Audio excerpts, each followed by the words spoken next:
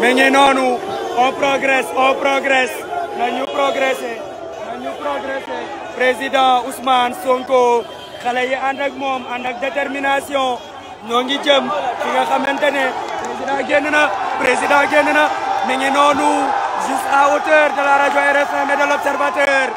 le président Ousmane Sonko mi ngi noonu président génn na nee na xale yi nañu dem yëkkati na loxo yi ca kaw c'est le choix du peuple moom moo ànd ak le peuple président Ousmane Sonko mi ngi noonu policiers yi tiré nañ benn lacrymogène fële ci ginnaaw vraiment on ne comprend pas de manière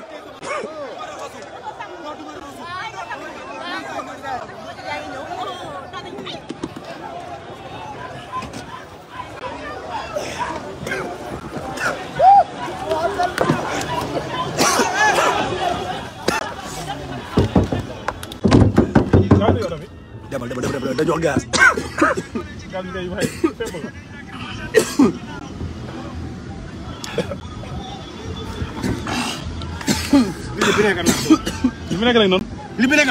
mi ngi noonu. pour un rien on gaze la foule.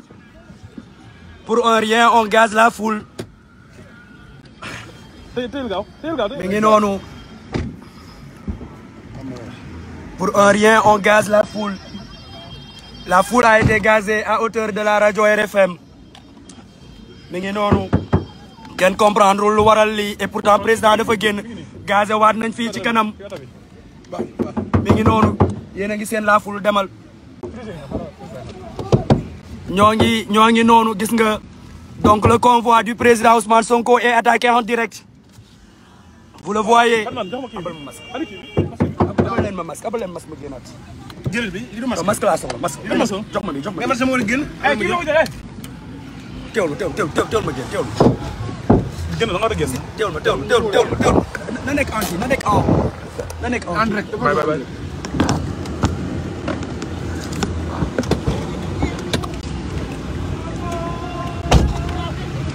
gaaw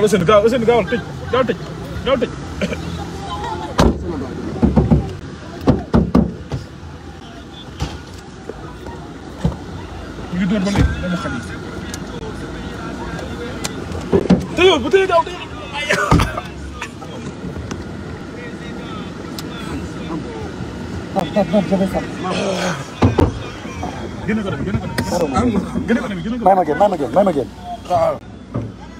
may ma génn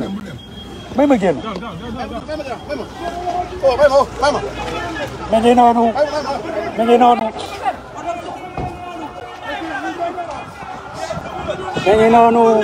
ils ont gazé le véhicule du président Ousmane Sonko mi ngi noonu c'est de la provocation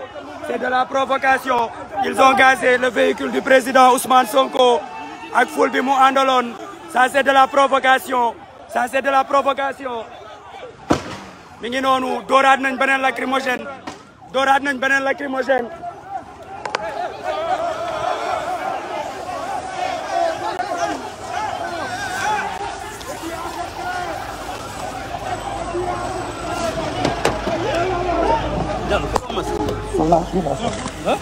xaaral ma dem ci kii. non mënoo def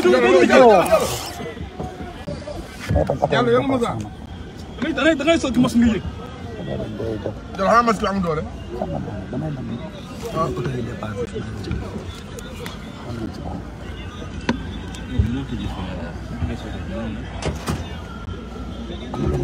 parce que bu ñu sabati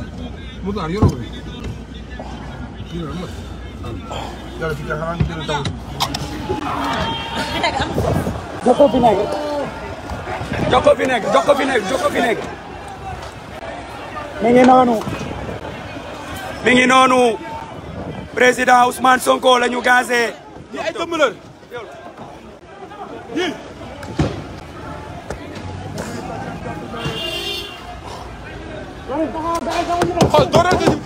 mi ngi noonu. mi ngi noonu ñoo ngi tiré ay grenades lacrymogènes encore et encore mais lii da di loo xamante ne lu yenuwul maanaa la mi ngi noonu ñu ngi continuer di tirer ñu ngi continuer di tirer alors que le peuple est sorti le peuple est dehors pour soutenir le président Ousmane Sonko ñoo ngi noonu ñoo ngi continuer di tirer sur la foule ñoo ngi continuer di tirer ci li nga xamante ne moom mooy le convoi du président Ousmane Sonko.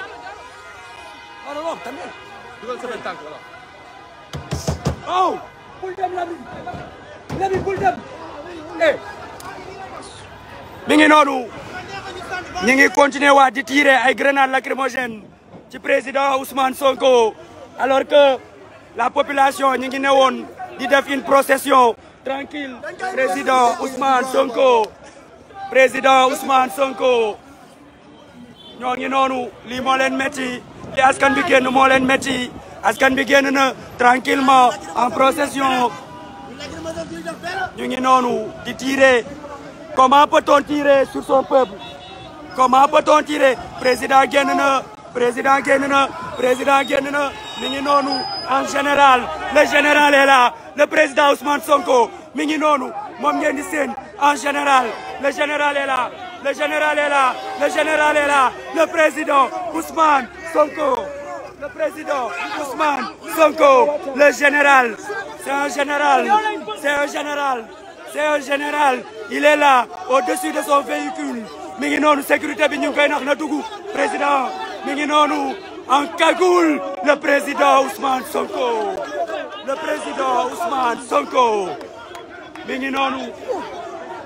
mi ngi noonu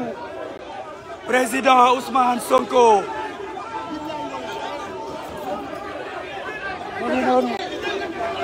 mi ngi noonu en général le président Ousmane Sonko debout sur son véhicule le président Ousmane Sonko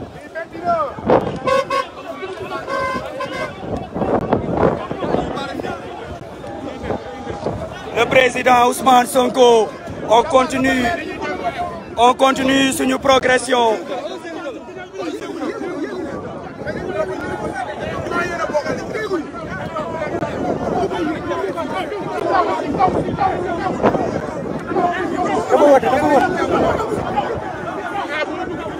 dafa wadd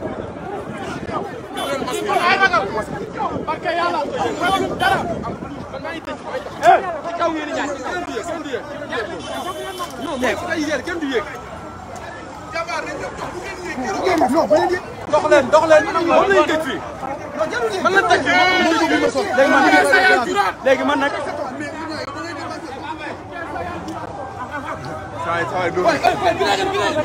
mi ngi noonu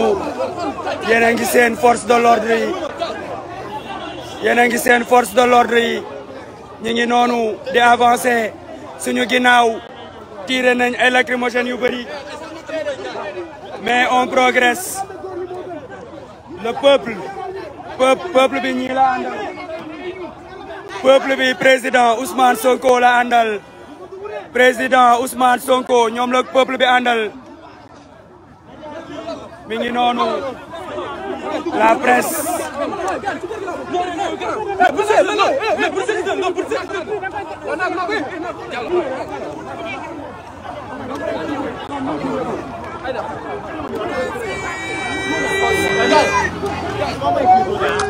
copain xoolal bu leen ma daaneel teewlu may ma fii bi ne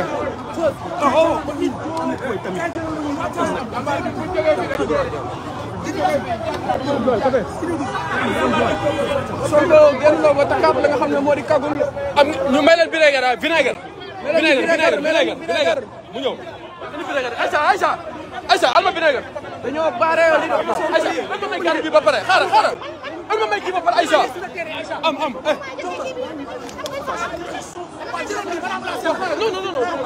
mi ngi noonu li pour garder la may ñëpp amul dara amul dara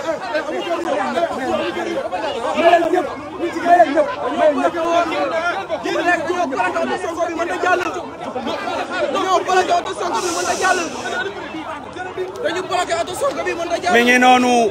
Ils ont tenaillé le véhicule du président Ousmane Sonko mi ngi noonu fii lañ ko tenaillé lan lañ ci bëgg lan lañ ci jublu président Ousmane Sonko mi ngi noonu yéen a ngi gis oto bi bloqué auto police moo bloqué li nga xamante ni moo di véhicule président Ousmane Sonko il s'apprête à faire quoi lan la ñu bëgg a def lan la ñu bëgg a def mi ngi noonu lan la ñu bëgg a def yéen a ngi gis askan bi xool leen li xew fii le blindé de la police moom moo bloqué le convoi du président Ousmane Sonko fii lu nekk mën na fee xej lu ne mën na fee xej Waly Bodian le chef de la sécurité dem na seeti leen parce que fii lu ne mën na fee xej lu ne mën na fee xej mi ngi wax ak ñoom parce que bloquer le véhicule du président Ousmane Sonko sécurité baa ngi ne force de l'ordre yaa ngi ne ak seen dispositif ils n'ont pas hésité à tirer des grenades lacrymogènes sur une foule qui marche et qui chantonne. C'est inédit ce qui se passe ici et c'est indigne de notre République, c'est indigne du Sénégal, c'est indigne de nos ancêtres, c'est indigne de notre démocratie. Le président Ousmane Sonko est dans son véhicule, sorti tout à l'heure en cagoule, tel un général, pour parler à cette foule-là, pour dire à cette jeunesse, je suis à votre côté. Mais qu'est-ce qu'est en train de faire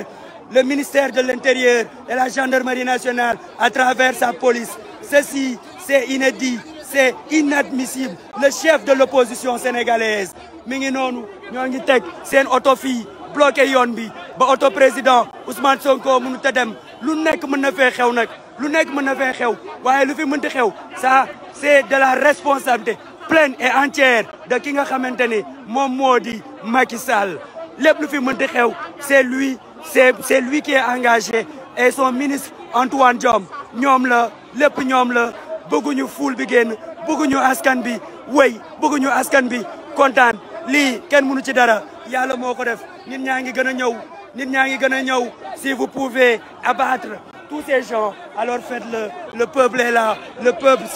saura se multiplier ñoo ngi fii ci corniche ouest à hauteur de Soumbédioune le véhicule et le convoi du président Ousmane Sonko injustement gazé pour un rien du tout mi ngi noonu que sa presse nationale et internationale puisse regarder et voir que le monde puisse regarder et voir ce qui se passe ici mi ngi nii tàncati nañ li nga xamante ni le convoi du président Ousmane Sonko àndoon ak jeunes yi lii est-ce que du pousser jeunes yi ñu dem defi leneen mi ngi noonu yéen a ngi seen oto bi fii lañ ko bloqué bàyyi ko fii bañ bouger alors que la foule est immense ñu ngi ci ginnaaw.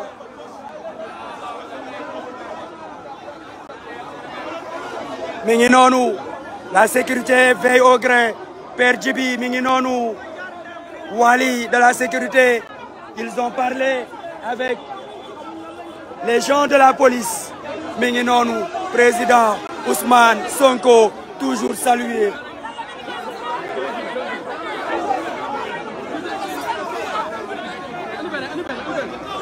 mi ngi noonu quand c'est la police à l'œuvre nii la mën a demee. Antoine Diome, ces images feront le tour du monde. Antoine Diome, ces images feront le tour du Sénégal. Huissier de justice baa ngi fii il va constater li nga xamante ne moom mooy ce frein, cette atteinte à la liberté de circuler des citoyens sénégalais. Les huissiers sont là, ils feront le travail, ils vont le constater. Encore une bavure, encore loo xamante ne contre le président Ousmane Sonko la mu fekk ci bavure yi nga xamante ne moom la koy yàgg subir depuis 2014. On a un état dictatorial. Cet état dictatorial utilise la force publique, la force du peuple contre le peuple. Ça c'est le constat inadmissible. Le président Ousmane Sonko toujours dans son véhicule. Yéen a ngi xool le dispositif sécuritaire qui nous tenaille nekk ci ginnaaw ànd ak seen ay lacrymogène loolu yomb na trop taxaw ci ginnaaw doon seen ay lacrymogène. foule bi mi ngi nii tey xale yi bu ñu riposté rek lu nekk mën na fee am lu ne mën na fee am mais il faut louer cet esprit patriotique du peuple sénégalais et de cette jeunesse qui n'a pas cherché à aller en découdre avec ces forces de l'ordre qui sont nos frères. Cette jeunesse des patriotes du Sénégal est une jeunesse responsable malgré li nga xamante ne moom moo di la provocation. Les jeunes sont restés zen ñi ngi noonu avocat baa ngi noonu Clédor a ngi noonu wax ak gars yi waaye itam je dis que ceci est sous la présence d'un huissier de justice qui va constater et qui va constater li nga xamante ne moom lañ ko def président Ousmane Sonko askan baa ngi na la ci ginnaaw di ko xaar askan baa ngi ci kanam di ko xaar lii de la ñuy bañ créer seen trouble à l'ordre public après bëgg ko amputer le président Ousmane Sonko lii kenn xamul lu mu doon comment des forces de l'ordre peuvent-ils être les catalyseurs et peuvent-ils être ce qui provoque ces troubles à l'ordre public? Une procession joyeuse, une procession juvénile de ces jeunes ñu topp président Ousmane Sonko di béggee ak moom nga leen di gazé amul yoon te du yoon. On se demande dans quel pays on est, mais ce n'est plus le Sénégal démocratique tant chanté. Le chef de l'opposition du Sénégal moom la ñu gazé lii kenn xamul lu mu doon mais nous sommes au poste lacrymogène ou pas nous sommes au poste. Le peuple est là, le président Ousmane Sonko est coincé au niveau de la corniche ouest à hauteur de Soumbédioune, lui qui était avec ses jeunes en train de progresser, en train de rentrer chez lui tranquillement accompagné de milliers de jeunes, et ce convoi a été gazé injustement d'ailleurs. Ces jeunes ont été gazés, ce qui provoque actuellement ces échauffourées, mais aussi la police nationale qui a déployé des blindés pour barrer la route au président Ousmane Sonko. Mais on ne sait pas quel est leur projet. Le monde entier doit regarder ce qui se passe ici, sur la corniche ouest, à hauteur de Soumbédioune. La presse nationale et la presse internationale est témoin de ce qui est en train de se passer. Et on demande à vous qui nous suivez, partagez le live au maximum. Il faut que l'Afrique sache que l'actuel président de l'Union africaine est le premier pourfendeur de la démocratie et de l'image du peuple sénégalais et de l'image de l'héritage démocratique du peuple sénégalais. Le chef de l'opposition sénégalaise en train ici d'être gazé parce que seulement il est accompagné par de milliers de jeunes. Qui sont en train de l'accompagner. La presse nationale et internationale est témoin. Nous sommes là. C'est des événements tristes. Pour l'image du Sénégal. Et c'est le président en exercice de l'Union africaine qui est en train d'exercer sa dictature sur le peuple sénégalais. Et l'un qui en fait les frais, le premier qui en fait les frais, c'est le président Ousmane Sonko, le chef de l'opposition sénégalaise, tête de file de la coalition Yewwi Askan Wi. Aujourd'hui, on revient même pas 5 minutes du tribunal de Dakar où, de manière sereine, le président Ousmane Sonko a répondu à l'appel de la justice. Ceci, juste après ce qu'on appelle le renvoi, de ce procès au 16 mars, il est sorti tranquillement en train de rentrer chez lui, accompagné par ses militants. Et la police nationale du Sénégal a gazé ces milliers de jeunes, créant ces incidents, créant surtout ces troubles à l'ordre public. Ce qui est inacceptable. Paul Kagame, voici Macky Sall. Félix Tshisekedi, voici Macky Sall. Sissoko Embalo, voici Macky Sall. Denis Sassou Nguesso, voici Macky Sall. Mingi noonu, la police se décide de faire bouger son blindé. Regardez cette foule immense derrière ce convoi. Ceci peut créer des incidents graves au niveau de cette corniche ouest parce que la marée humaine est là. Mais il faut saluer l'attitude de ces jeunes patriotes, de ces jeunes Sénégalais qui n'ont pas répondu à la provocation des forces de l'ordre sous la tutelle et sous les ordres d'un ministre de l'Intérieur politique marqué, Antoine Diome. Il mérite d'être envoyé à la CPI, que les organisations de défense des droits de l'homme prennent leurs responsabilités, que ces crimes soient documentés, que ces bassesses soient documentées. 2024, ils vont répondre de la justice et de la justice du Sénégal et celle de l'international. Mi ngi noonu président Ousmane Sonko, Abass Fall ngi noonu demoon wax ak sécurité bi, nit ñaa ngi ci kanam, police décidé nañ dindi fi seen blindé, ñi ngi noonu di manœuvrer pour mën a dem. Président Ousmane Sonko fi mu nekk du fi bouger tant que la police ne pousse pas de son chemin. Bu ñu jógewul ci yoonam moom du fi jóge. Et le message est très clair. De plus en plus ñuy gën a taxaw, askan bi di gën a génn, askan bi di ko gën a fekk si. Président Ousmane Sonko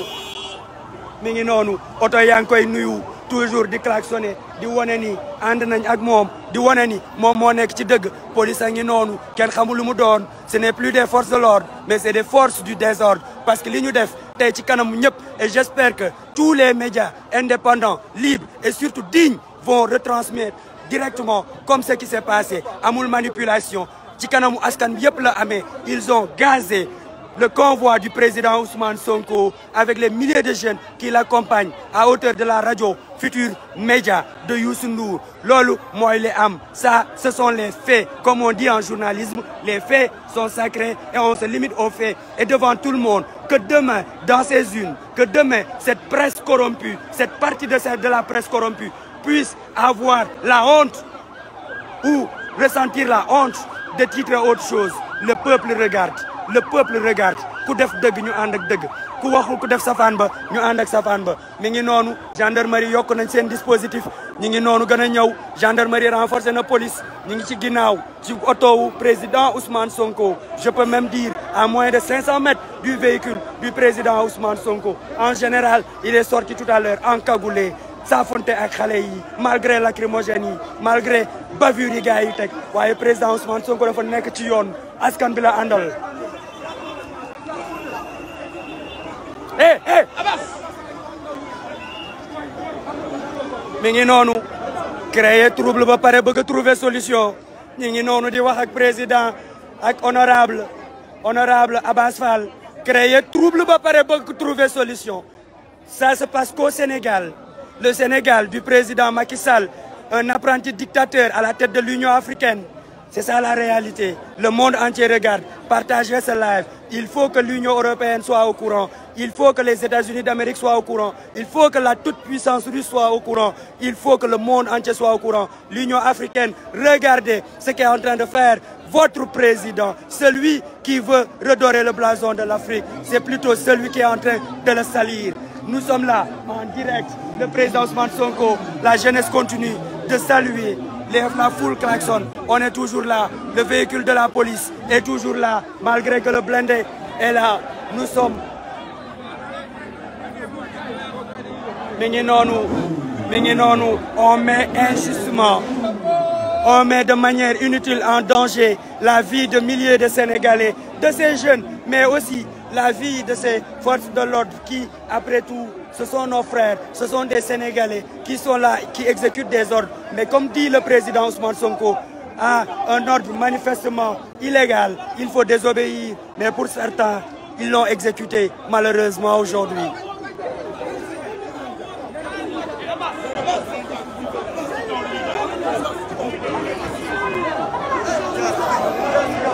mi ngi noonu Abbas Fall nee na ci kaw la ñuy jaaruñu ci tunnel bi wóorul duñu jaar ci tunnel bi ci kaw la ñuy jaar mi ngi noonu naka nga mën a wax nit ki jaaral fii wala jaaral fee un citoyen qui est libre de ses mouvements le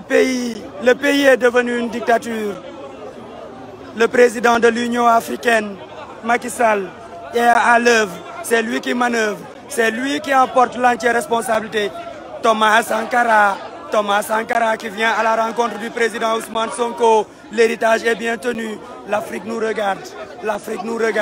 Voilà ce qui se passe au Sénégal à l'instant T.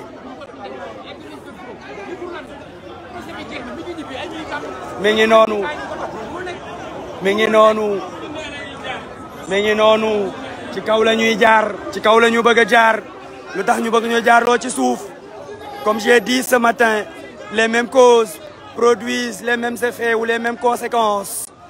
En mars 2021, ils ont voulu le faire et ça avait créé les émeutes de mars. Aujourd'hui encore, ils sont à la manœuvre. Que recherchent-ils? Qui sont ces gens derrière? Qui sont ceux qui donnent ces ordres? Le président Ousmane Sonko va passer là où il veut passer. C'est un citoyen libre, il n'est pas condamné. C'est un citoyen libre, il a ce droit-là et ce droit est garanti par la Constitution sénégalaise. La liberté de circuler des personnes et des biens, et ce, librement en majuscule. On va exercer. Regardez cette foule qui s'amasse, cette déferlante humaine, qui s'amasse autour du président Ousmane Sonko. Mi ngi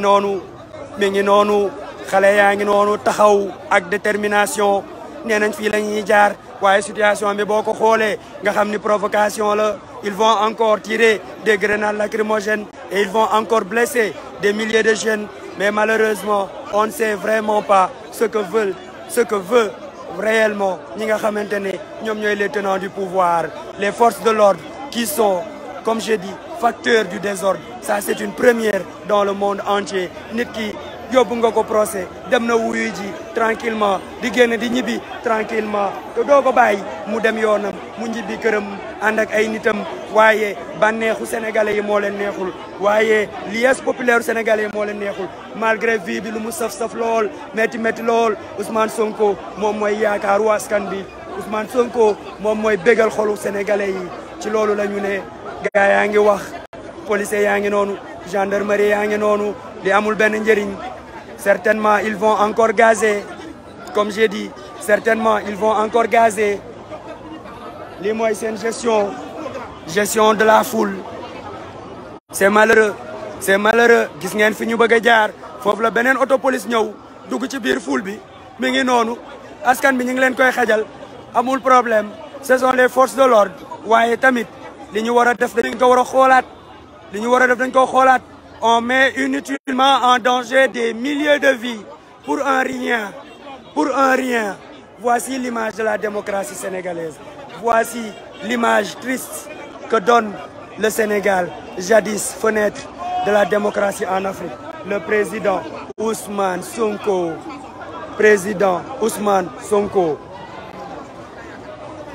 mi ngi noonu xale yaa ngi noonu di gën a bëri mi ngi noonu xam nga tey lii lu ne mën na cee xew bu ñu bàyyi woon président dem day fekk affaire yi jeex na bu ñu bàyyi woon président dem day fekk affaire yi jeex na mi ngi noonu tiire waat nañ waxoon naa leen ko tiire rek la ñu xam waxoon naa leen ko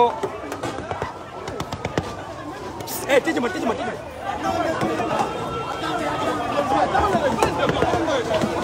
oh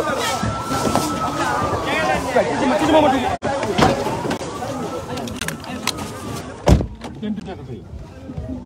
tamit ñu fa li def mi ngi noonu tiire waat nañ yéen a ngi koy seen ci kanam mi ngi noonu suñu oto bi sax jot nañ ko toj tiire waat nañ comme ni ma leen ko waxee ñoom tiire rek la ñu xam tiire waat nañ pour tasaat ful bi waaye lim fi créé lu ne mën na fee am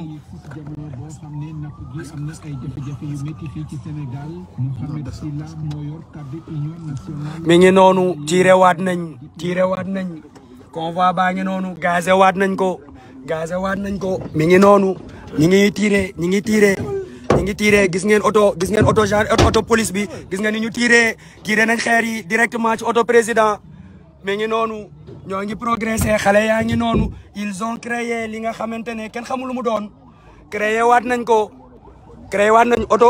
auto baa ngi noonu ngeen di seen xoolal sama mbokk journaliste yi ñi ngi noonu sans protection ñi ngi leen di gazé mi ngi noonu mais jaar nañ ci kaw la ñu bëgg a jaar ñi ngi noonu ci kaw la ñu bëgg a jaar fi ñu bëggoon jaar fa la ñuy jaar duñu jaar ci suuf vinaigre boy bul sori boy doo ma amal tamit doo ma amal masque bi ma génn masque mu génn jàppale ma rek sànq dama ñu jël ni ko gisuma fu may dawal le président dafa sori mi ngi noonu ñi ngi gën a tiire mi ngoog yéen a ngi koy seen ñi ngi tiire askan baa ngi noonu ñi ngi noonu di gazé askan bu deful dara ñu koy gazé mi ngi noonu lii la ñuy bañ mi ngi noonu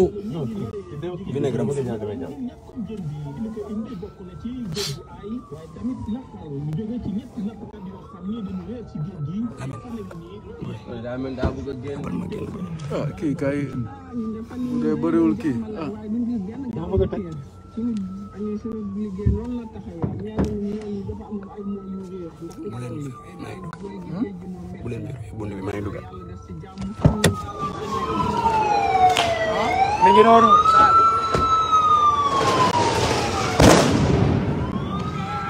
ngi noonu tiire waat nañ mi ngi noonu tiire waat nañ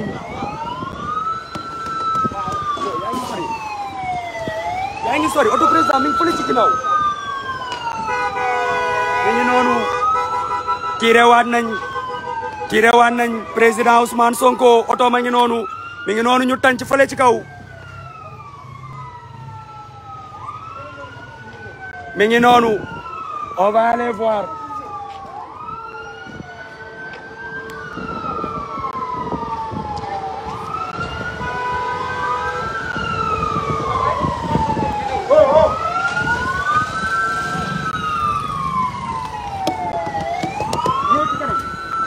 gaay nee nañ ñu arrière ma ne ñëwal ci kanam ñëwal mi ngi noonu mi ngi noonu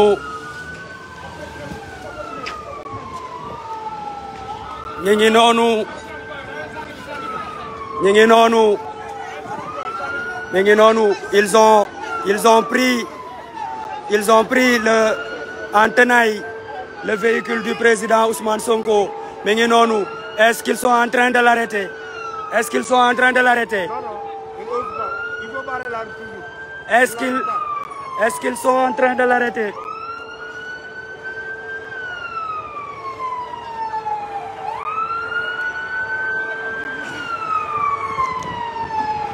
est-ce qu'ils sont en train de l'arrêter mi ngi noonu xaaral ma jege si ils ont pris en tenaille le véhicule du président Ousmane Sonko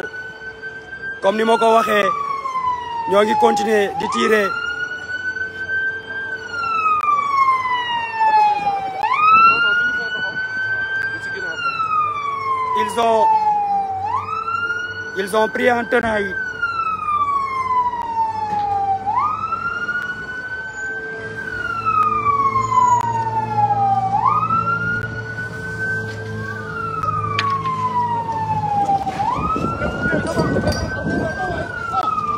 ils ont pris en tenaille le véhicule du président Ousmane Sonko ils ont pris en tenaille ñoo ngi noonu ils ont pris en tenaille le véhicule du président Ousmane Sonko la sécurité est toujours là président Ousmane Sonko ñoo ngi nii toujours là ils ont pris en tenaille le véhicule à quelle fin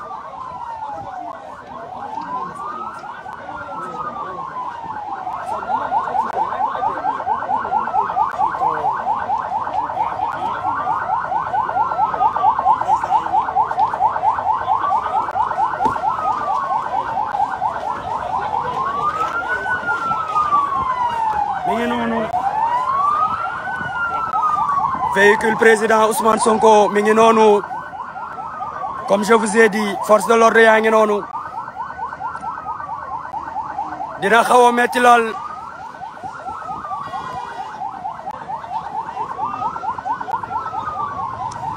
le président ne bouge pas son véhicule est toujours là entouré de sa sécurité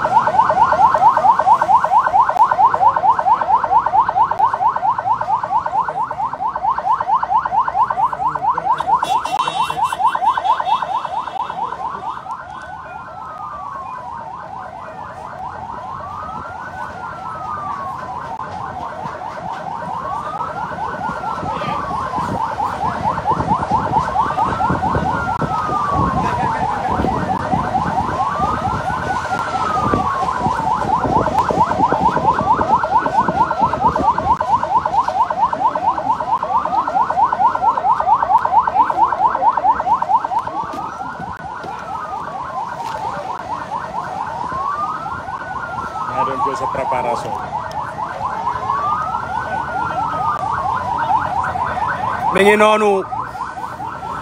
ngi noonu la sécurité toujours au poste ñi ngi noonu ils ont créé la situation et ils sont en train de trouver une solution président Ousmane Sonko mi ngi nii entouré des véhicules de la police nationale lan la ñu bëgg on ne sait pas lan la ñu bëgg on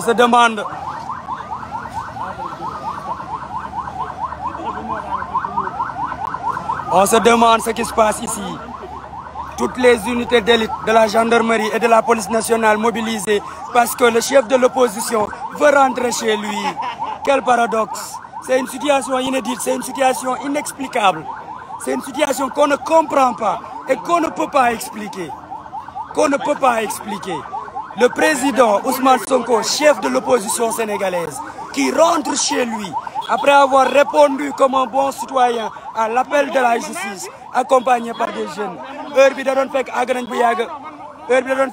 yàgg mais ñoom ñi ngi nii topp oto yi bloqué ko kenn xamul lii lu mu doon jàmbaarloo xale yi créer ay situation yoo xamante ne kenn xamul ñoom ñëpp a ngi fii unité d'élite yëpp a ngi fii muy GIGN muy BIP ñoom ñëpp a ngi fii xam nga lii nit mënu ko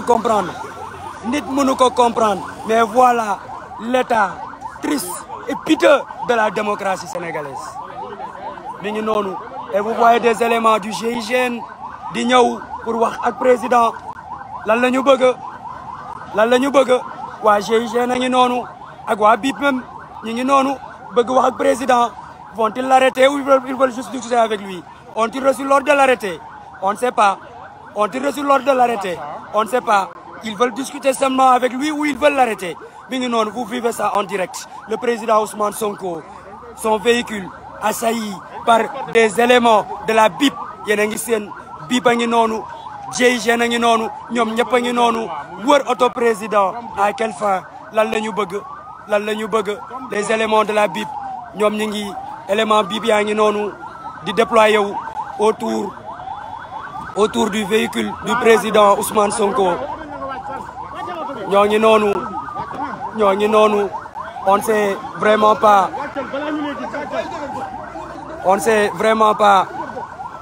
quel est le projet mi ngi noonu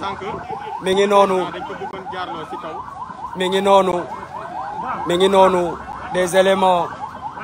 bu GIGN ñi ngi noonu wër oto bi ak élément wu BIP ñi ngi déployé autour du véhicule du chef de l'opposition sénégalaise le président Ousmane Sonko. À quelle fin? Ils veulent faire quoi? Ils veulent l'arrêter, ils veulent l'escorter delloo ko on ne sait pas. Waly Diouf Bodian est là tout serein, le président Ousmane Sonko aussi tout serein. ñoo ngi noonu les véhicules de la BIP se mettent en branle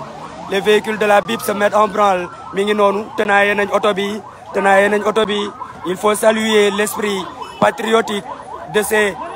agents de sécurité du président Ousmane Sonko, la sécurité rapprochée toujours aussi serein ñi ngi noonu respecter la loi toog ni tekk jàkkaarloo ak oto président Ousmane Sonko waa BIP ak waa GIGN ñi ngi waxtaan que veulent-ils loolu la ñu bëgg a xam ñoo ngi noonu Waly Bodian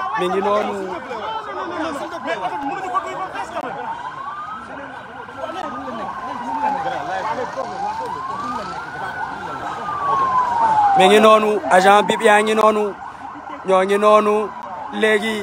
ñoom dañoo créer situation ba pare bëgg évacuer situation on n'arrive pas à comprendre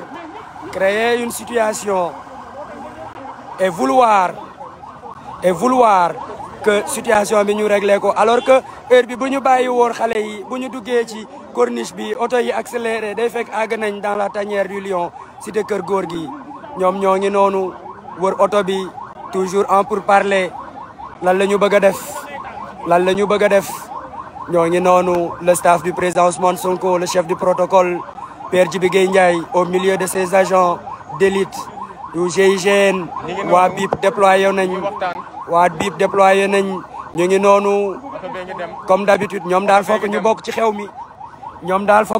xew mi foo mënti jaar ñu ni la ñoom dañuy escorter président créer situation ba pare ñu ne nañu escorter président Ousmane Sonko mi ngi noonu comme d'habitude on va vers cet épisode qu'on a vu et qu'on a revu à plusieurs reprises. Malheureusement, le chef de l'opposition, accompagné d'une foule immense qui,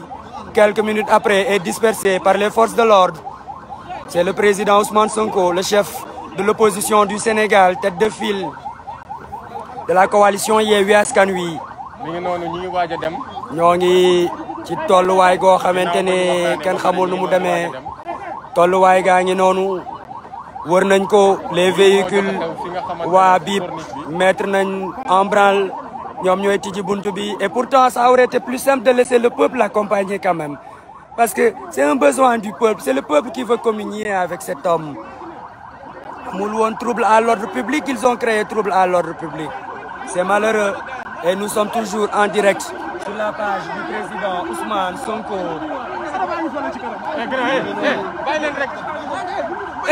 Bàyyi mu dem. Bàyyi mu dem. Bàyyi mu dem. Wala bàyyi mu dem. Sécu, bàyyi mu dem, bàyyi mu dem. Sécurité. Sécurité,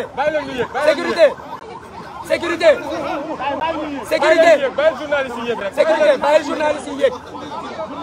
Mohamed yéegal te bàyyi wax ji waayam ah. Sécurité, bàyyi journaliste yi yéeg. mi ngi noonu ñoo ngi nii ñoom ñi ngi avancé mi ngi noonu bëgg a yóbbuwaat président comme d'habitude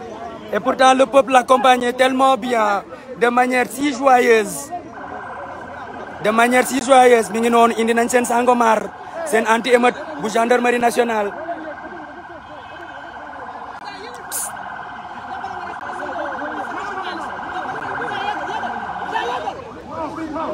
Non fii fees na yegg foofu. Kan mooy Jean anamu. May Jean.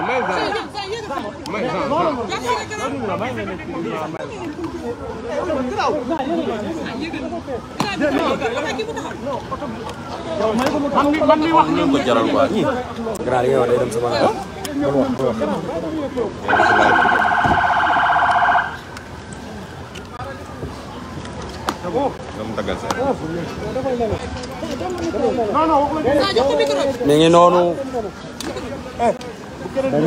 mi ngi noonu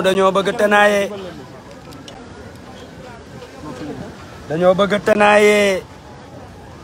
convoi au président Ousmane Sonko.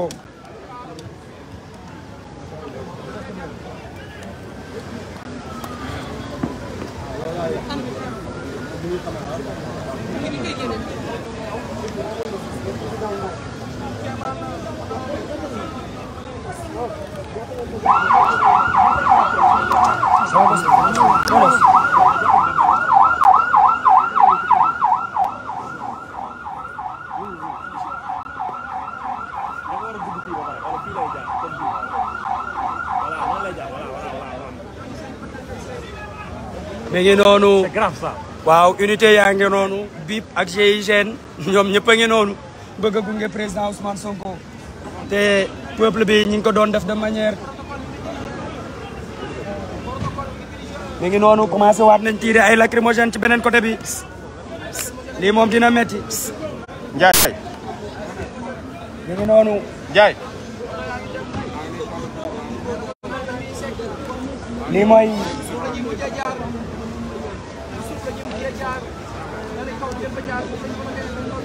mi ngi noonu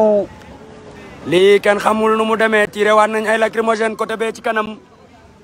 mais le peuple est là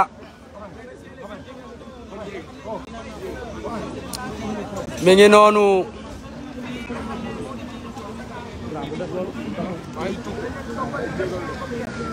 comme niñ ko waxee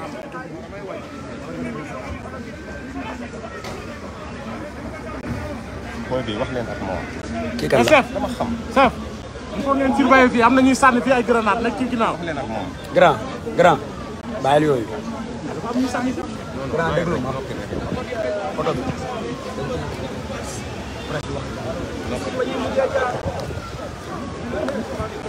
mi ngi noonu grenade yaa ngi commencé safaat ndax tiré waat nañ beneen côté bi GIGN a ngi noonu GIGN a ngi noonu biip a ngi noonu indi nañ seen ay oto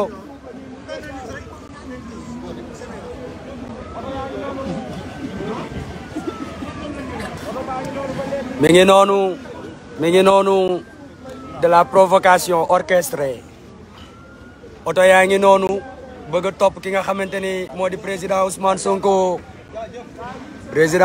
Sonko ngi noonu champion baa ngi noonu ndeysaan patriote bee ko def patriote baa ko def président Ousmane Sonko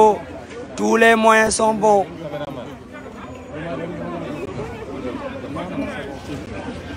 mi ngi noonu rim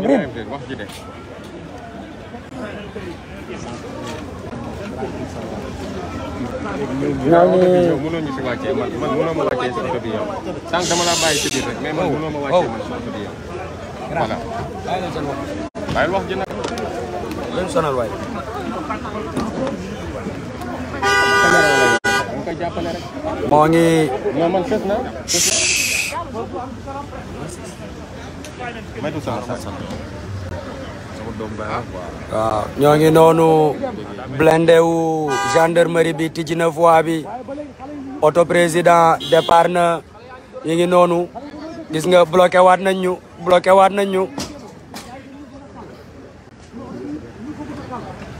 mi ngi noonu bloqué waat nañ ñu mi ngi noonu bloqué waat nañ ñu Amat Amat mi ngi noonu bloqué waat nañ ñu ñu ngi noonu bloqué waat nañ ñu mi ngi noonu bloqué waat nañ ñu président Ousmane Sonko ngi ne mais mi ngi toujours suñu ligne de mire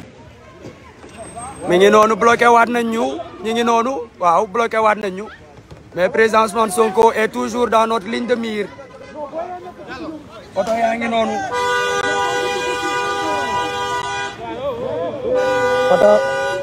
oto yaa ngi noonu oto yaa ngi noonu ils ont bloqué le véhicule bi nga xamante ne moom la presse bi nekk bloqué ko ñoom ñu dugg ci diggante bi ñu ngi noonu ñoom ñu ngi dugal seeni ay oto ñu ngi noonu président dugg na noonu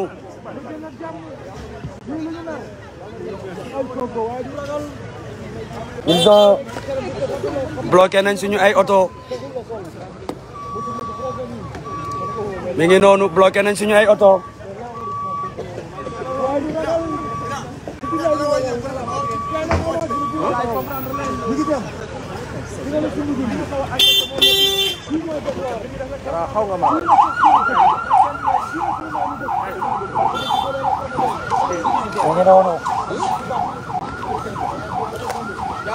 xaaral ñu jéem a xool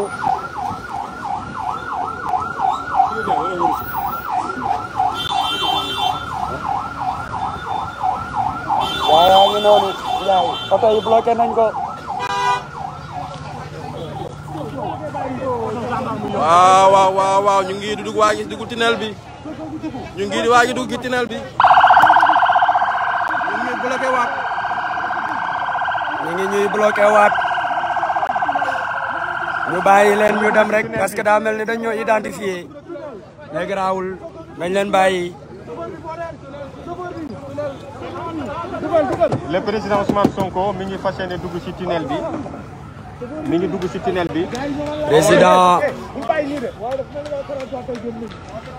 président dugg na ci tunnel bi accompagné d'une dizaine de véhicules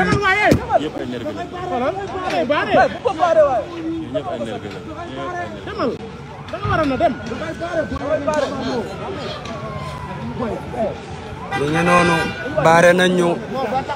c'est fait volontairement c'est fait volontairement kuy wàcc nga wàcc te bàyyi wax ji waay s'il vous plaît kuy wàcc nga wàcc te bàyyi wax ji bu leen sonal waay waaye mbar dafa nar a dóor ci biir non non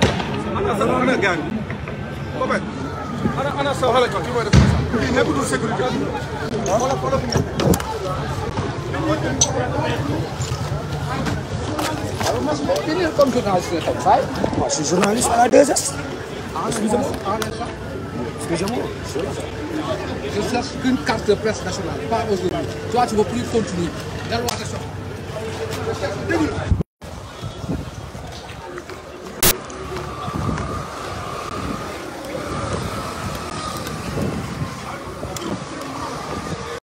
lim leen jaral rek nañu jaral li ko ëpp force à vous tous et inchallah ñu ñaanalante jàmm ñaanalante président Ousmane Sonko génn ci encore ak ndam comme ni koy yàlla ni mu ko koy mayee à chaque fois parce que itam agenda wu yàlla ci le président Ousmane Sonko wékku donc ñu ngi leen di jox di daje tout à l'heure et rester en alerte au niveau rester en alerte ci lépp lu mënti xew inchallah di ngeen ko jot